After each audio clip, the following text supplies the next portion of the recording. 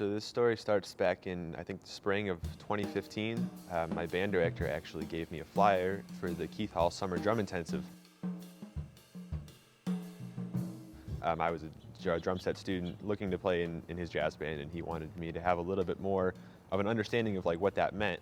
Right away, the first day, I heard the name Max Roach, and we were playing Max Roach licks, and we were listening to his records, and it just became this, one of the first influences for me as I started my journey with the drum set. So then fast forward to this following summer in 2016, and that was the first time I ever transcribed a solo, and I transcribed Max's solo on Stompin' at the Savoy.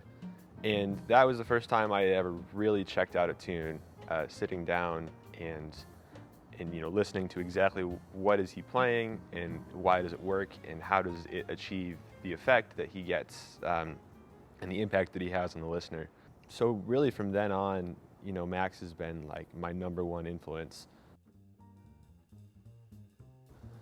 My relationship with the drum set really started in the white church, growing up, playing Christian contemporary music. And that was kind of where I, first got my start, where I first was learning, how to kind of get around the drum set. When I first heard jazz in the bebop players, it kind of opened my eyes to the fact that, yeah, there's more, ways you can be creative with the drums, and there's deeper places you can go with that.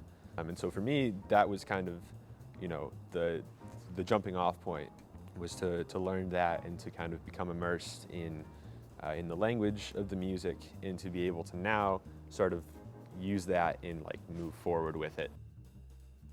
Both of the tunes that I wrote for this are very much inspired by, the context of Max's music, with the one being a contrafact of a tune he made popular, Jordu, and the other being the opener for Max, which is based off of his solo drum works. And so I was really thinking about how can I kind of take what I've learned from his music and how can I apply that and like bring my own little spin to it, but then also relating that back to kind of where that comes from. I'm definitely a guest in the music, and part of that is, to be able to reflect on the black musicians that came before me, and to kind of think about, why were they making this music? How was this their vessel, and how the music was used to protest, how it was used to unite, and just how important that was.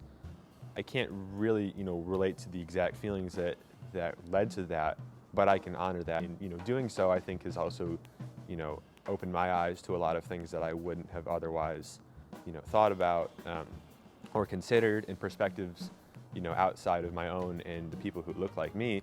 There's so much more to the world than just that. So that's kind of where the idea for this recital came about, just looking at the impact that Max has had on me and that he's had on so many other individuals, really anybody who's seriously checking out the music. He's had such a lasting impact on, if I had a chance to talk to him, I would just be so, deeply grateful for what he's meant to me and what he's meant to so many people.